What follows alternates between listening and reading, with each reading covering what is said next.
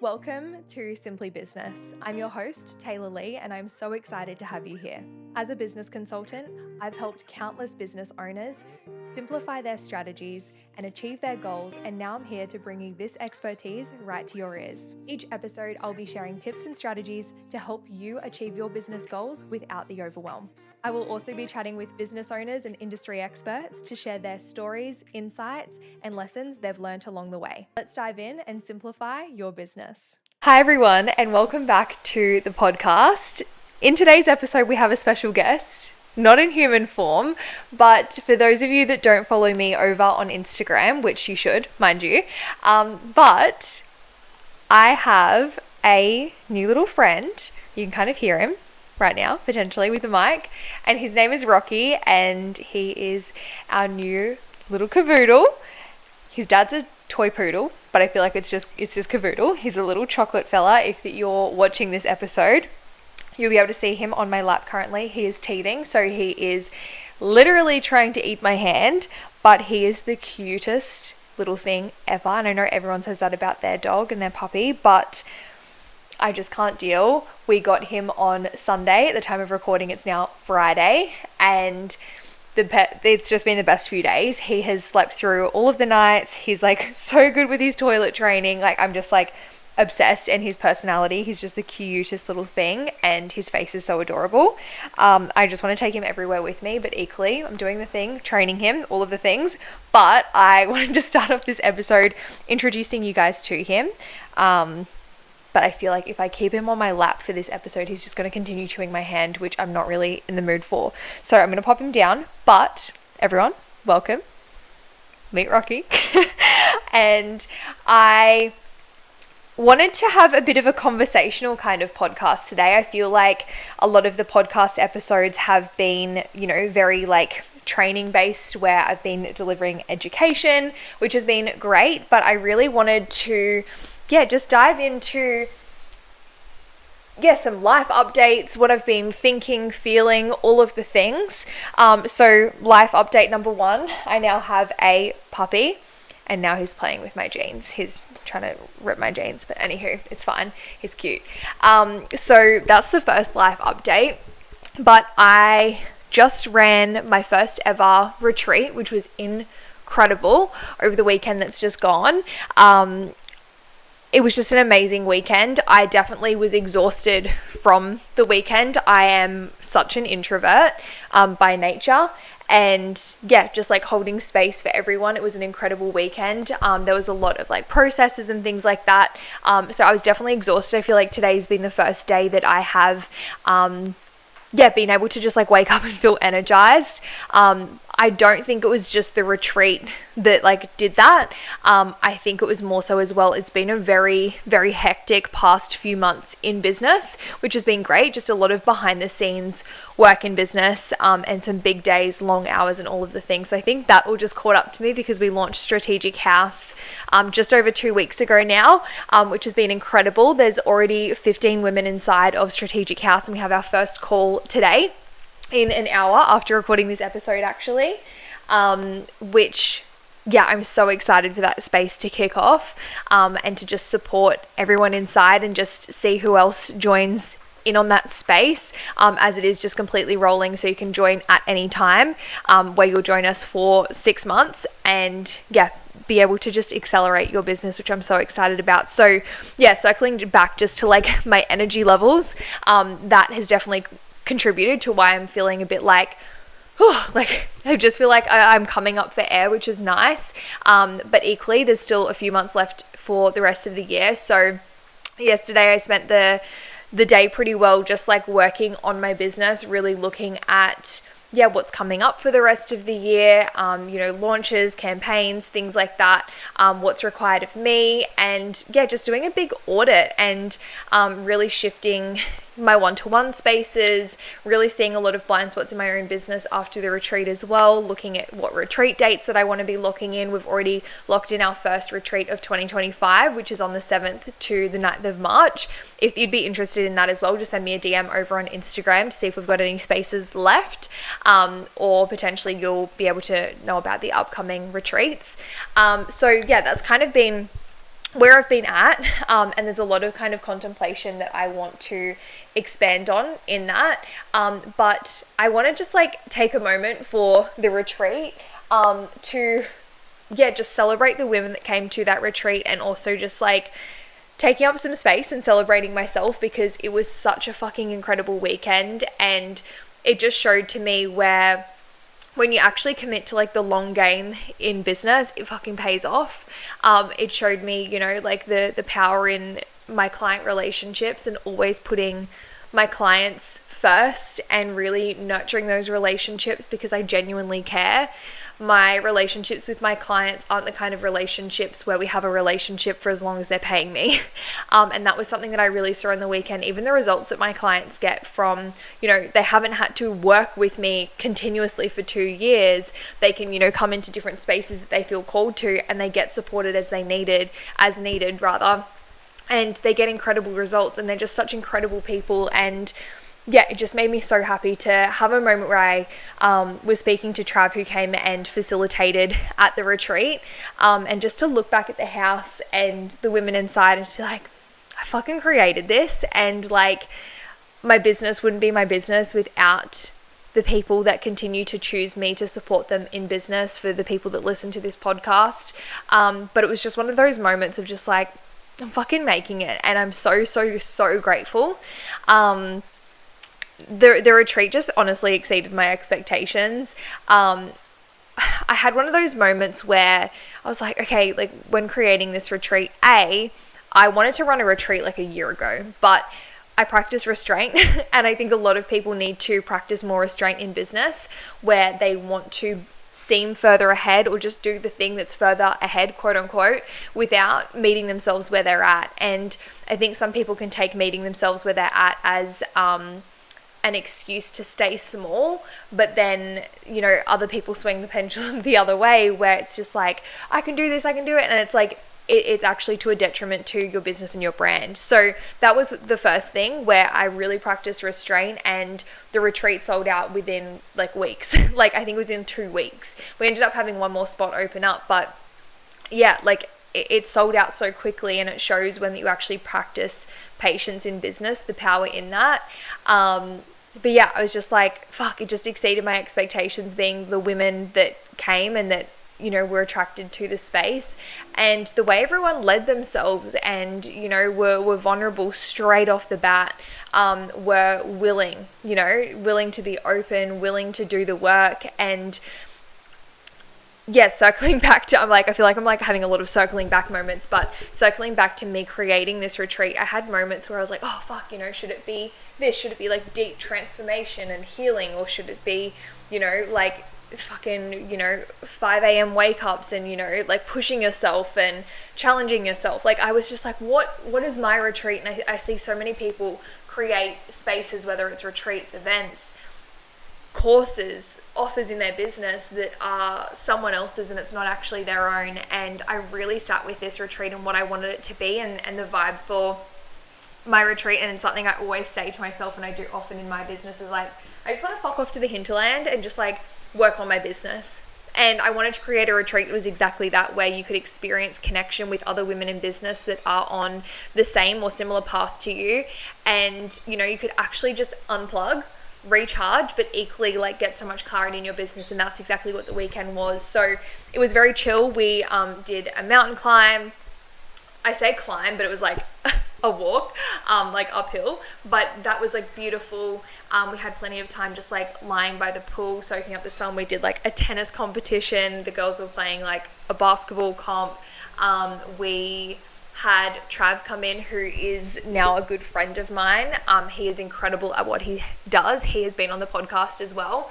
And he took the girls through some breath work, some processes with like masculine wounds, and I forget the name of I want to call it the Dickens process. I'm pretty sure it's that. I could be butchering it. And I've gone through that same process, and hence why I have the tattoo on my arm, consequences, because in this process you get taken through and you see your life and the result in your life if you don't take action. And it's fucking terrifying. Like when you actually do that process, you know, where you go there, it's terrifying. And I just remember that so vividly when I first did that process of, you know, like, I'm not showing up. Like, I have to fucking show up. I am not giving up, because I'm not letting that be a reality for me. So that's why I've got this tattoo as a reminder for me. And it was really special to stand back and witness the girls go there, and some of the women were like just like fucking going through it. And yeah, it made me quite emotional to watch. Like, there was not a single dry eye in the room, except for Jade. Shout out. She's a tough egg to crack. But yeah, it was fucking special. And they were the kind of processes. And then we were, you know, in the pool, and then next minute I was like, let's do some masterminding. We got out the whiteboard, and we're all sitting, you know, upstairs, eating some fruit in our bikinis, masterminding, collaborating, supporting each other, throwing ideas around, bouncing off each other. And it was just fucking cool, you know, and it was just such a cool weekend.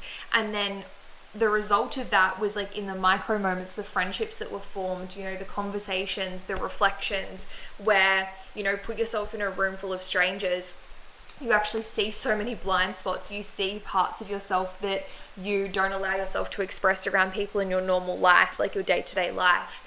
You know, people see strengths that, you know, the people in your life don't typically reflect to you. Like, it's those kind of moments that make a weekend so powerful. And the feedback from that retreat was just incredible. And to just see them all fucking thriving after as well. I had a client of mine, actually, I caught up with her, and she said to me, she's like, Taylor, every single person that went to your retreat, like, they are just showing up differently on social media and just in their business, which was just such a cool reflection to hear. I was like, you know what, you're so fucking correct. So yeah, that was the retreat. It was amazing. There's a lot that obviously just doesn't need to be shared, but that was a little bit of an insight into the retreat. So that was an incredible weekend. And yeah, I just, that, like, just where I'm just at in business right now, I'm just like, excuse like just how like raw this is going to be. I've just been like contemplating so much in, you know, how I want to do business, you know, the industry, just like where I'm at with things. And yesterday when I was sitting down and I was really auditing my one-to-one containers, and I knew I wanted to shift them, and I was going through and I was like doing all my pricing and things like that, and I was just like looking, and I was like, fuck, I've just been like given some really shit advice in the past. And of course, you know, business is full of lessons, but yeah, just this essence of like, you know, having to do what the person that's ahead of you has done in order to become successful, or charge the price that the person ahead of you charged at that stage. And it just creates this like rinse and repeat cycle, and then you feel like you can actually lose yourself in the process. And I've been having so many conversations, whether it's with friends and clients, where they feel the same. And I think a lot of people have experienced like a lack of trust from business coaches, advisors, mindset coaches, where you've potentially experienced this as well, where you're just like, who the fuck do I trust? Like, what is wrong and right? And it can feel really fucking confusing. And my advice to you in that, and I've said this to so many of my clients, is coming back into your truth, and you actually know what's right for your business. And I think too many people have outsourced their power entirely to someone in an authoritative position to give them the answer. Where you can actually look at a lot of successful businesses and business owners that have built multi-million-dollar brands without a mentor, right? And I'm not saying that mentorship is bad and wrong. It's been so fucking profound for me in my journey. But what I am saying is there's a difference between, you know, you having the answer, you leading with so much courage, strength, and just like knowing and trust in what you're doing, and then having that external support to help you get there faster, or give you additional ideas and give you that extra support. There's a huge difference between that and going, Taylor, I don't know what the fuck to do, tell me what to do. Because then it's not your business anymore, right? Someone else has told you the way, and then you lose yourself in the process and go, why the fuck am I even doing this? And then you want to throw the towel in. So it's always leading with, you know, how do I want to build a business? what feels good for me. Like if I could drop all the rules, like what have I liked about working with a coach in the past, if you're in the coaching space, or you know, if you're in the beauty space, like whatever industry you're in, what do I love receiving as a client? What do I hate receiving as a client? What would I create if no rules existed? How do I want to live my life, and how can my business support that? Like just asking yourself these questions, which it's actually not hard to get to. You know the answer, right? So I'm going to give you an example for context. So for me, my dream with business is to be able to support as many service providers as possible to really simplify their business where they're feeling, you know, overwhelmed and confused with like the simple how-tos, and to really support them to see their own power and see their own potential, exactly like I'm saying to you right now, where you don't need a thing in order to get there, but this is the thing and the tools that are going to support you to get there, right? And a lot of my clients walk away from working with me with just amplified confidence in themselves that reflects in social media, their relationships, their life, and then also really just like knowing and seeing their strengths and really leveraging those strengths in their business. So that's what I really want to help business owners do. And in terms of my goals with my business and where I want to take it, do I want to be managing a team of 20? No. I don't want to be doing people management. Like that's not my fucking calling, and that's not my mission, and that's not my purpose. Could I continue to build up a business and get someone external to do that and all of the things? Yes, I could, and I could have a multi-million-dollar business if I wanted to, and I continued working and grinding towards that. But for me, I have to look at my values and what I want in life, right? This is a fucking random example, but and any mums, just like don't come at me for a second, because I'm so aware that getting a puppy is not like birthing a child and having a child, but it's just given me like a perfect example of, you know what, like I want to stay home and I want to be able to like train my puppy and, you know, not have to worry about like, you know, it's things like that. I want to be able to go out and sit in my bikini and read my book in the sun for an hour at lunchtime just because I can. And I don't want to build a business where I lose that. I don't want to build a business where my partner comes home from work and I'm on calls until 9 p.m. at night. That doesn't support my values. So how am I going to build a business? I'm going to build it in a way in which that I want to build it. And it's easy to get caught up in, you know, all the information that's out there, you know, what people are doing on socials, what they're telling you to do. And, you know, you've got to work fucking big hours, big days if you want to be successful. But it's looking at their definition of success and what's your definition of success, right? My definition of success actually isn't having $5 million in my bank account. Right? And sure, it'll be nice and I'll probably get there, right? Probably not, because I'll be investing it. But my version of success is feeling fucking fulfilled. It's feeling happy. It's having a regulated nervous system. It's having the most incredible relationships in my life. It's being able to go to the supermarket and buy the food that I want to buy without having to, you know, budget. And like for me, I'm pretty well already there. And I was saying this to a client the other day, like, it's so easy to get caught up in the next step and fuck, now I have hit a 20K month, I need to hit a 30K month, and I need to sign this many clients, and I need to do this, and I need to do that, without appreciating, holy fuck, it's a Wednesday and I'm going out for a coffee with a friend at 9 a.m. I drive a nice car, I have a roof over my head, I can eat the food that I want to eat. Like, you fucking made it. You know what I mean? And it's coming into just so much gratitude for that. And I think a lot of people can get consumed in the online space and, you know, social media about what the thing is of success, but come into what does success mean to you, and write it down. Pause this episode, write it down. What does success mean to you? And start building your business that's going to support you to achieve that success. And of course, that definition is going to grow and evolve over time, right? So my success right now might look different to my success when I have, you know, 2 kids and I'm wanting to, you know, build up more wealth for my family, and, you know, like, of course that's going to grow and evolve, but it's always moving in alignment to what your version of success is. And there's no right and wrong in that, right? So if that I have a version of success and someone else's version of success is having, you know, a multi-million-dollar company with 100 staff members, fucking slay the day. Like, hats off to you. Like, I'm actually like stoked for you, you know? And it's knowing that everyone's version of success gets to exist, but come into what's yours and start acting in alignment with that version. And when it comes to hiring support, make sure that the support you're getting and the results that they're promising you is in alignment with your version of success. Because this is where so many people are getting it twisted and wrong is, you know, oh, but she's making 100K a month, I'm going to hire her, where that wasn't even the point for you, right? Or, okay, she's making 100K a month, but she's got 25 clients, she's waking up at 5 a.m., finishing work at 9 p.m.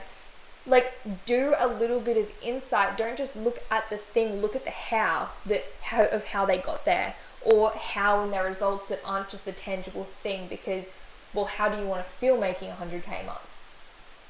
What do you want to do that's required in order to get there? And I'm not saying to be entitled of like, I need to learn from the person that's telling me to work, 2 hours a day. You need to be realistic, because anyone that's doing that and doing 100K a month, like, probably not the thing, right? But it's always investing in people, consuming people's content that act in alignment with your values and your morals and what you want to actually achieve for yourself. And that was a lesson that I've learned. And I also believe too, any investments and experiences and things like that where you're like, oh, fuck, like, kind of wish I didn't spend that money. Like, there's always beautiful fucking lessons. There's always beautiful, like, relationships, connections. Like, I don't regret a single investment that I've made, even the ones where I'm like, oh shit, like, maybe that, like, masterclass probably, I could have spent that $200 elsewhere or whatever the thing might be, but I can guarantee you still got a lesson out of it, even if it wasn't a lesson directly inside of the masterclass, as an example. So it's really coming into understanding what your values are, what your morals are, and always moving in alignment with that. And even for myself, coming back to, shifting like my one-to-one spaces, I was just like, okay, like, how do I want to do business? How do my clients need to be supported? How do I want to best support my clients? And for me, one of those realizations was being the work that I do, being very hands-on, being very strategic, being very like, if you just tweaked A, B, C, X, Y, and Z, I can guarantee you'd be able to sign 5 more clients in a week's time. Like, obviously that's going to depend on where the people are at in business and their demand and things like that. But for me, I really saw where I'm like, okay, well, doing like the typical container, which, side note, why the fuck do we even call them containers? Like, it's not Tupperware. Weird. Anywho, I lost my train of thought there. Like, I went on my Tupperware rampage. But coming back into that of just, it doesn't have to be 12 weeks. It doesn't have to be fortnightly calls. It doesn't have to be Monday to Friday Voxer or Telegram support. Like, who said, And that's what I was really contemplating yesterday out in the sun with my journal. I was like, okay, I want to have an intensive. And I've been contemplating this for some time now. I'm like, 6 weeks, you come in, weekly calls, we have a roadmap, we have a structure where I'm covering, your socials, your marketing, repurposing your content, your systems, your processes, your onboarding, your back-end systems, your email marketing, like, covering it all. So you can come in, you can work with me, and we can just, like, one and done. If you want additional support after the fact, I've got my client journey mapped out. You can get call packs, you can have continuous support. But it's seeing that as an example where it's like, create whatever the fuck you want to create in your business, right? If I want to do 4 days in Telegram, if I want to do 1 day, like, you get to. If you want to just have email communication, no Telegram, you get to, right? And even check-ins, like, as a fitness coach, I've been speaking to so many of my fitness coaching clients where they obviously coach people in health and fitness, and they're like, my clients don't really fill out, my check-in forms, or it's just the same questions every week and they give me the same answers every week. I'm like, well, who says you need to do fucking check-in forms? Maybe you send them a message and go, hey, I know you were struggling with X last week. How's it improved this week? And that's your check-in. Maybe you have, rather than a Zoom call, you have a audio call where you just give them a ring, or they can give you a ring. Like, drop the fucking rules and do what makes sense for you, your business, your values, and then also too, your clients, most importantly, right? And what's actually going to support them with their transformation and their results. And that's what I came into, and it's like, business feels so much fucking better. And I've been doing this for like a year now. I even shifted my containers at the start of the year. Oh God, I just said containers. Lord help me. But oh my gosh, I've just looked down and Rocky is just like lying on my slipper that's on my foot looking up at me. It's the cutest little thing. But yeah, I did this at the start of the year and it shifted so much. I'm like, yeah, my clients are fucking busy. They don't want to have weekly or, you know, fortnightly calls. Different from my intensive where you're coming in and you're getting that quick, like, we need to do that, right? But yeah, I was like, okay, monthly calls and I want to do this and you get access to this. And, you know, even where Strategic House came from, like, it was me just dropping the fucking rules of what it needs to look like and coming into what supports me, what I want to do in my business. And I probably sound like a broken record now and you guys are getting the point, but yeah, just contemplate after this. Like, if there was no fucking rules, what would you do? You know? And this is where I was really thinking about this yesterday with strategy. I think a lot of people think that strategy is like this blueprint, right? Which, like, that's a framework. Like, anything that you're following, like A to Z, it's a blueprint or it's a framework. Like, that's not necessarily like your unique strategy. And how I build strategy with my clients is exactly this, right? Is, okay, you want to launch this offer. Why do you want to launch this offer? What's it going to support for you? And making sure, A, that what you're doing is alignment with what you actually want to create, not what you think you have to create. And then reverse engineering. And that's what strategy is. That's what being strategic is. So I spoke about this briefly with my launch of Strategic House. I was like, okay, this is what I want to create. I'm going to need numbers. I'm going to need eyeballs. Okay, visibility. Let's prioritize visibility. Let's prioritize relationships. And how can we actually go about doing this and creating this space that's going to be exactly that? Then we reverse engineered the boundaries inside, the structure for inside, the email flows for inside, all so it actually made sense. So this is what being strategic actually is. And being able to have that external support, so it's not just your eyeballs and just your brain, it amplifies it and it makes it so much more powerful, which is the work that I do with my clients. Something else that I wanted to touch on as well with, just coming into your own lane and things like that, is the same even with pricing. And something that definitely fucked me up, again, good lessons, but something that cooked me a little bit was this like concept of charging what you're worth. And if that isn't the most damaging advice, I don't know what is. You know, like, of course there's actually a few of them. There's a few things of damaging advice actually that I've experienced and that I've heard that people have been advised, but for someone that is going through self-worth, and like, my biggest wound, which I've done the work around, right? And of course, like, new level, same devil, like, I meet her as I grow and evolve. But my biggest wound is not being good enough. And this like thing of being second best. And when someone like that is told to charge what they're worth, it's fucking damaging. Because that you can't put a price tag on what I'm worth. You can't put a price tag on what you're worth, right? So, no, it doesn't make sense to be charging $30,000 just because fucking I'm worth that much, right? And I fell into that, and I've experienced that and I haven't done it for so long, where I just came into, you know what, this actually doesn't fucking feel good for me.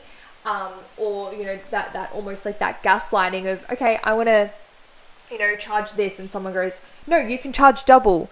And then you go, oh, that doesn't really fucking feel good for me to charge $1,000 an hour. They go, where does your work lie in that? Like, where do you not believe you're good enough? Or, you know, the energetics of your capacity to hold money. And it's like, or maybe it just doesn't fucking feel good to charge a rate that like accountants with over a decade of experience and a degree are charging. You know what I mean? Like, it's this thing where it's like, you've actually just got to take a moment, and anyone that's like not experienced this in the coaching industry, you'd be like, what in the actual crack is she on? But it's advice that people have been given, and I want to start speaking to it because it's advice that I've been given and I've had to navigate, where I then feel like I almost have to take steps back now to just be like, no, this is my hourly rate. This is my hourly rate for my calls. This is my hourly rate for, you know, messaging support. This is the value of this.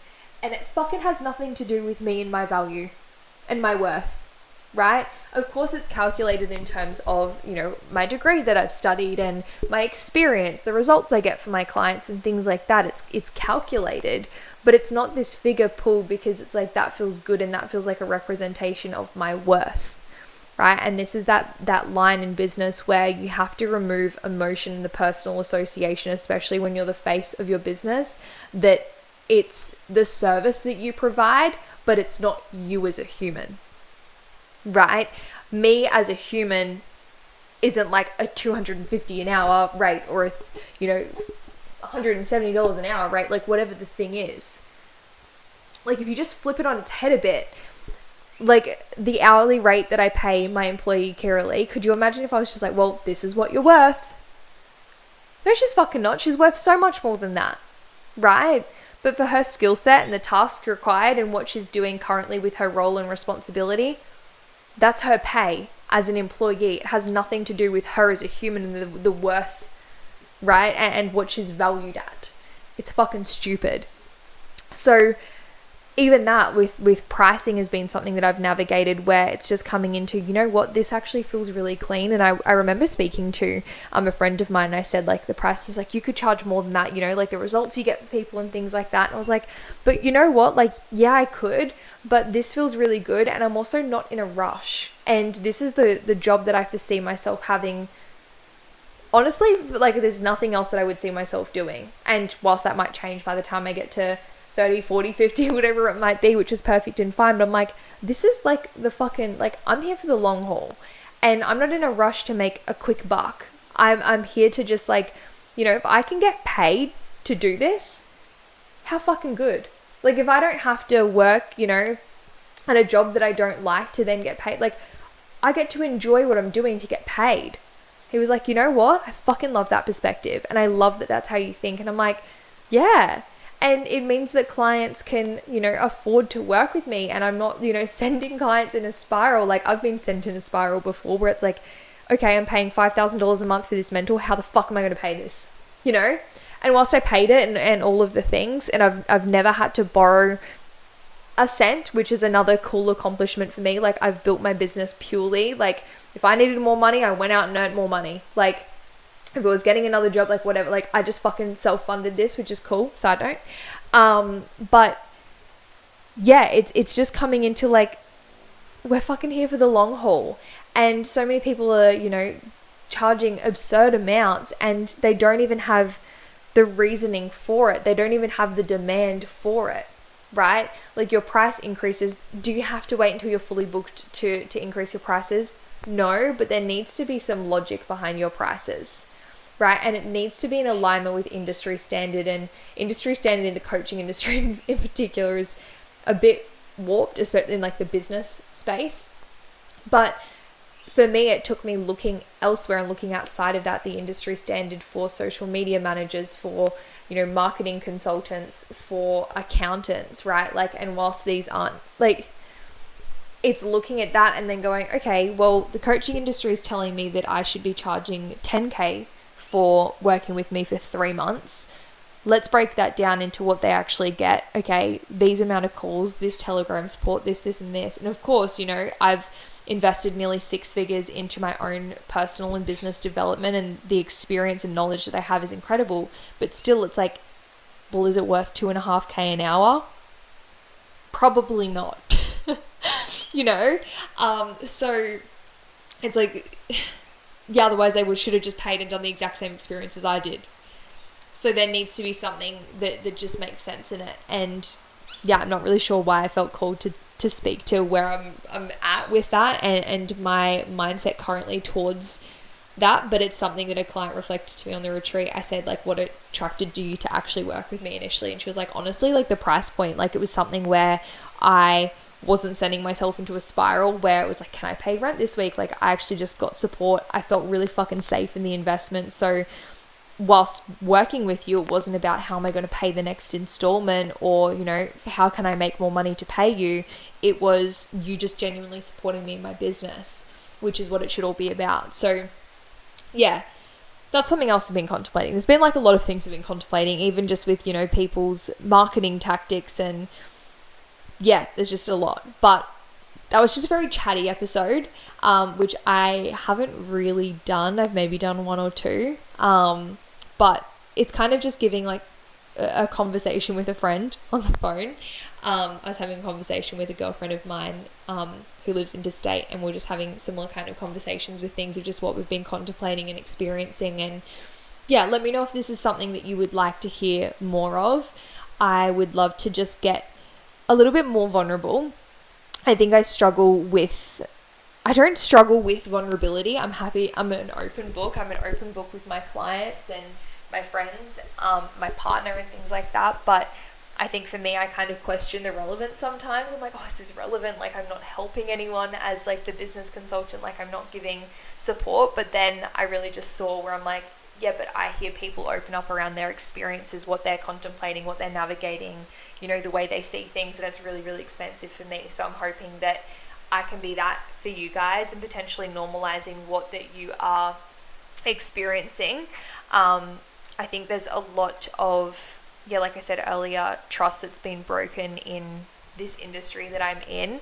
And I just really want to like close that gap and really just, not take away from anyone's experience that, potentially they've had trust broken, or, you know, they've made investments from like the wrong spaces. I think everyone's come into so much more maturity with investing and things like that, which I fucking love to see, because it makes me happy when a client invests and it's from such a solid place, because I'm like, you're fucking here and you're ready to go. And again, like I said, like you get so much more out of the investment when you're in that position. So yeah, there's a lot. If there's anything that you potentially are experiencing or navigating as well, or, you know, you're like, I've just been contemplating this, or I can't unsee this, and there's anything that you want my opinions on, or me to share, anything that you would love to know about my journey, I would love to share it with you guys, because I do want to just open up a little bit more, and let you guys see this part of me that my friends and clients see of me that I don't necessarily share too much online.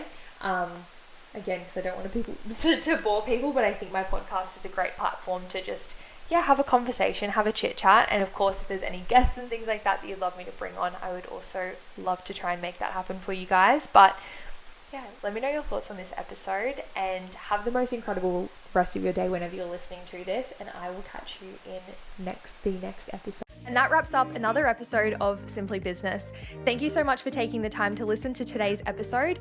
If that you enjoyed today's conversation, please feel free to share it onto your socials and tag me. I love seeing all of your shares and feedback on the episode.